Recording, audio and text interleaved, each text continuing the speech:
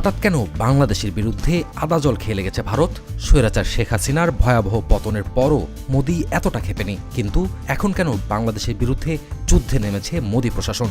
দিল্লির কোন দুর্বল জায়গায় আঘাত এনেছে ডক্টর ইউনূস, যে কারণে তেলে বেগুনে জ্বলে উঠেছে হাসিনার প্রভুদেশ ভারত?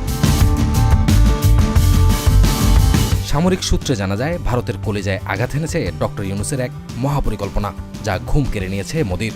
মোদি বুঝে ফেলেছে ডক্টর ইউনূস আন্তর্জাতিক মানের খেলোয়াড়, তাকে মোকাবেলা করাকে বড় চ্যালেঞ্জ হিসেবে দেখছে ভারত। গত 16 বছর দিল্লির কথায় বাংলাদেশে সবকিছু চলেছে, কিন্তু এখন উল্টে গেছে গণেশ। ভারতের এমন কোন একটি দুর্বল জায়গার খোঁজ পেয়েছে ডক্টর ইউনূস, যা সেদেশের গোয়েন্দা সংস্থার মোদি সরকারকে রিপোর্ট করেছে? আর ডক্টর ইউনূসের সেই পরিকল্পনাই মোদিকে পাগল করে তুলেছে। ঘুম হারাম তার প্রশাসনের। বাংলাদেশকে অল আউট করার দিবাস্বপ্ন দেখছে হিংসুক রাষ্ট্র ভারত, কিন্তু বাংলাদেশ জাতিগতভাবে এই মুহূর্তে ডক্টর ইউনূসের নেতৃত্বে এমনভাবে ঐক্যবদ্ধ, যা ভারতের কল্পনারও বাইরে। এতদিন বাংলাদেশকে অঙ্গরাজ্যের মতো করে যাচ্ছেতাইভাবে ব্যবহার করে আসছে দিল্লি। মুক্তিযুদ্ধে বিশেষ সুবিধা দিয়েছে এই দোহাই দিয়ে এতদিন পরোক্ষভাবে বাংলাদেশকে করায়ত্ত করেছে তারা, কিন্তু বৈষম্য বিরোধী ছাত্র আন্দোলনের গণ অভ্যুত্থানের পরই পাল্টে গেছে চিত্র। এখন ভারত বয়কট আন্দোলন দিনকে দিন তীব্র হচ্ছে বাংলাদেশে।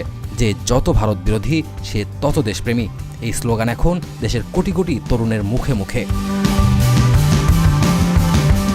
তাই ইসকন নেতা চিন্ময় কৃষ্ণপ্রভু আটকের পর থেকেই দুই দেশের বৈরিতা আন্তর্জাতিক রূপ পেয়েছে। সংখ্যালঘুদের উপর হামলার কল্পিত কাহিনী বিশ্বের কাছে তুলে ধরে নালিশ করছে মোদি প্রশাসন, অথচ কট্টরপন্থী হিন্দু রাষ্ট্র ভারত বাংলাদেশের দূতাবাসেও হামলা করতে ছাড়েনি। বিভিন্ন সূত্র বলছে, ইসকন ইস্যুসহ সাম্প্রদায়িক বিষয়গুলো ভারতের পূর্ব পরিকল্পিত। ভারত ইচ্ছা করেই বাংলাদেশকে উত্তেজিত করতে চাইছে, কারণ তারা জেনে গেছে ডক্টর ইউনূসের এক গোপন সামরিক পরিকল্পনার কথা। আর সেই কারণেই ভারত এখন আগের চেয়ে বেশি দাদাগিরি ফলাতে চাইছে।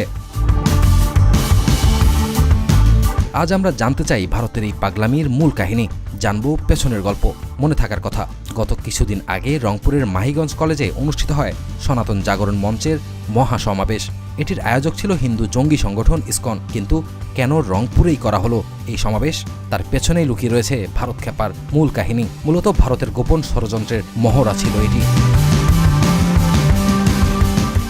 সামরিক সূত্র বলছে, ব্রিটিশরা এশিয়ার বৃহত্তম একটি বিমান ঘাঁটি প্রতিষ্ঠা করেছিল রংপুরের লালমনিরহাটে,